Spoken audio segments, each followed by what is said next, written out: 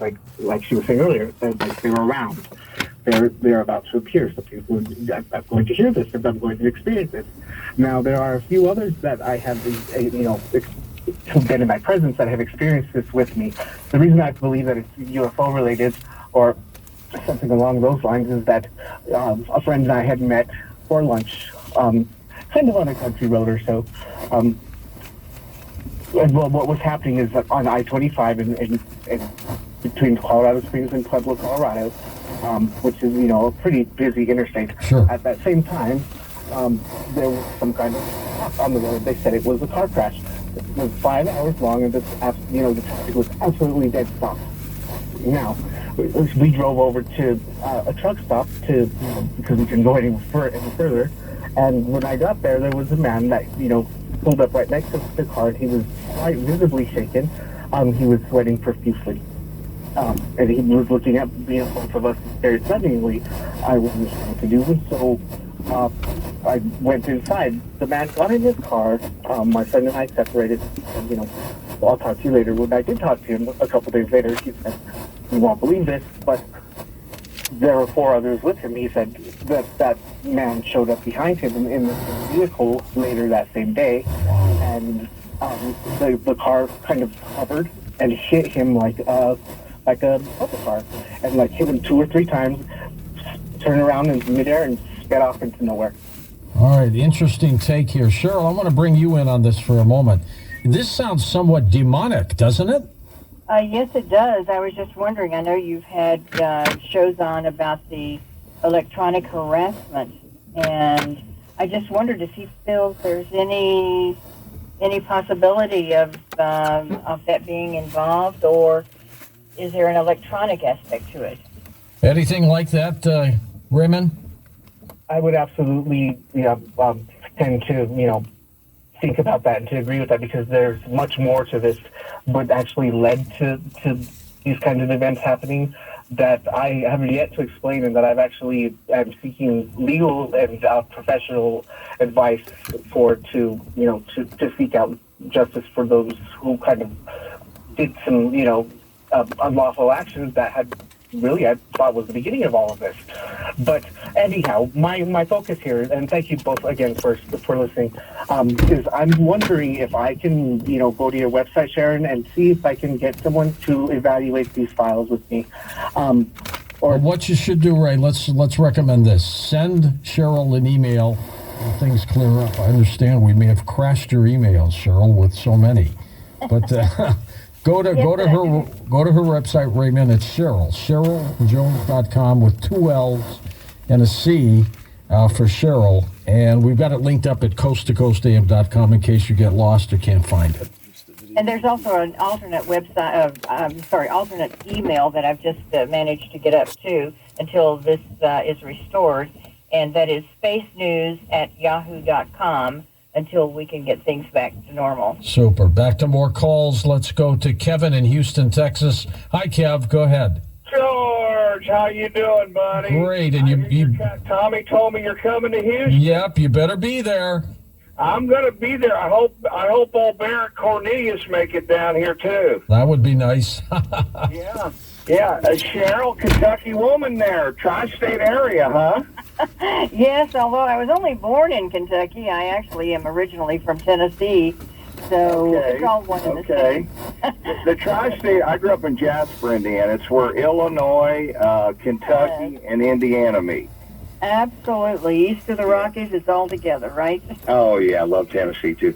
I have a couple quick comments and then a question.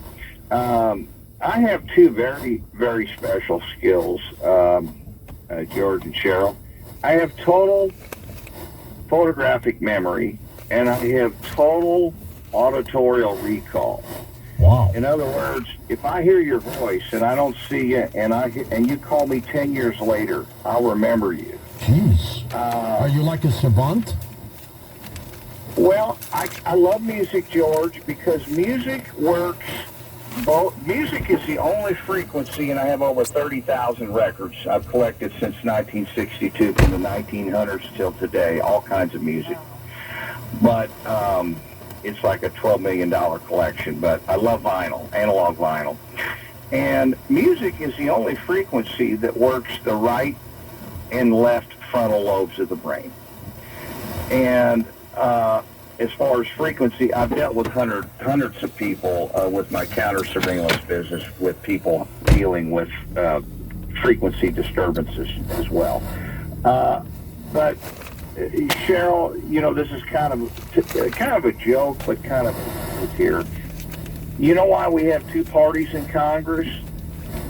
It's because it gives the syndicated fake news channels a show and a job to do. It's sort of like fake wrestling, you know. Well, his delivery was good. No, actually, I thought it was kind of, you know, inappropriate. He was very aggressive. He was loud. You know, they go back and forth and back and forth. And we should have one party, and we should have term limits. And I'll take my answer off the air, George. I can't wait to see you when you get down to H-Town. And Cheryl, God bless you, and I'll listen to you off the air. We'll be announcing a live stage show in Houston. Don't give out the date yet, but folks down in that area, get ready. We're going to unveil the 2020 schedule shortly after Christmas for the year. With there may be one or two more cities we drop in. You got to come by some of our live shows, Cheryl. Well, I'd love to. They'll be getting I'd love the to. latest out of everything. Got to, you know, if we do something up that way, have you as one of our guests, work that out with Tom. Sure, we'll do it. You know, we're going to be in Asheville. How close are you to Asheville, North Carolina? Asheville, we're just a few hours away. Not that. Yeah, I think we're going to be out there again too. That's been a great market for us. And your buddy Barry's out there, so you can wish him a happy birthday direct. Absolutely. I liked his idea though about term limits. I think that's a good concept for. Well, he's talking about term limits for anchor people. Well, I think that's a good idea. I think. But it'll never happen. You know that. No, it never happened. But just stop and think about it, George. You know, at the network level. Well, yeah, but on the other hand, Cheryl, I wouldn't want term limits for Walter Cronkite.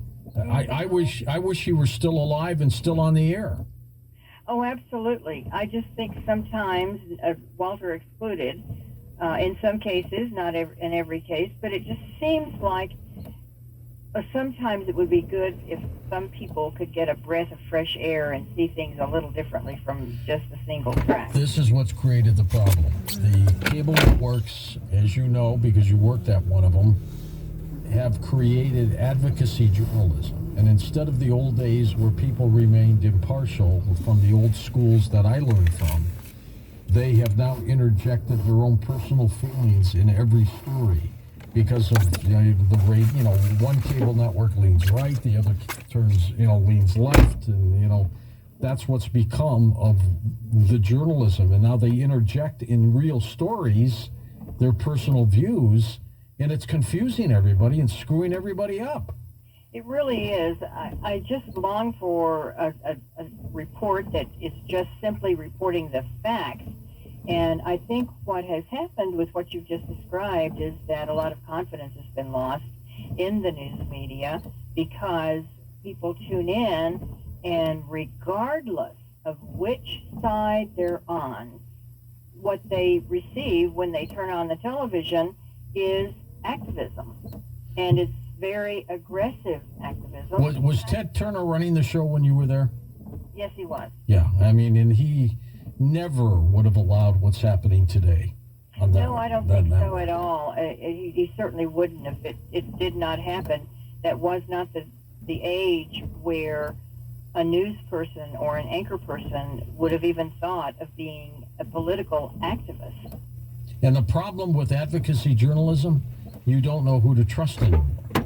That's true, because the polls are a perfect example. It almost seems like if the polls weren't there, they'd have nothing to report on. And what is missing in the poll news, in my view, is we don't know what questions were asked, we don't know how biased the questions were, and we also don't know the audience, the demographic that was picked to question, to create these polls. when have the polls ever been totally credible so that you can bet your life on it? Never. So there is just a strangeness to all of this dependency upon reporting on the polls to me and putting so much stock in that. I met Walter Cronkite a couple years before he died in Los Angeles. He was at the Emmys and must have been going to a after party there. And I was in one of the hotels, and he walked right by me. And I went, oh, my God. I mean, he was like an idol to me when I was growing up and going to college to be a broadcaster. And I had to say hi to him. So as he's walking past me, I went, Mr. Cronkite, I just simply think you're the best. And he looked at me and went, yes, I am. He was humble, too. Joe, Sense of humor. Joe in Monterey, California. Hey, Joseph, go ahead. Thank you, George. Happy Thanksgiving to all the members of Coast to Coast and to all the listeners. I hope you're going to be listening tomorrow night. I better be. Okay, sir. Okay. Entrainment is a good start as far as communication. They are on a higher dimension where technology is frequencies. So the beacon should be like a lock, not necessarily the message, but like every program has a lock. It opens the door. It allows the flow of information, but it's a lock. So that maybe it's not a carrier signal so much. I don't think so. It's probably a conditioning for people because they react. Now, for Cheryl, since you're investigating high strangeness, because that's what it is, you may start to have some of these experiences. Did you prepare yourself psychologically and emotionally? And when we say high strangeness, it means maybe from a higher dimension, and it's strange. Well, I do everything I can. I won't reveal my protocol, but I think anyone out in this arena in this day and age needs to be very cautious, and you're always evolving and always learning and always trying to do the best you can to protect yourself in every direction. So that's a good point. It's very interesting. It's a shame that we're in this day and age where we have to be so aware of all of these things. But thank you for your comment. Cheryl only got a couple minutes left. Would you give out your website to folks? Oh, sure. Cheryl Jones at CherylJones.com. It's a little late here in the East. I got to get you used to these hours, Cheryl. I know. CherylJones.com. CherylJones.com. Cheryl will be back with us the day after Christmas with a 2-hour report. And then in January, she begins her special 3-hour reports on the last Thursday of each month, plus a little flexing of dates if there's a holiday or something like that. Cheryl, what are your Christmas plans? Oh, it's packed full. You just wouldn't believe. I'll be working on my upcoming Coast shows. Perfect.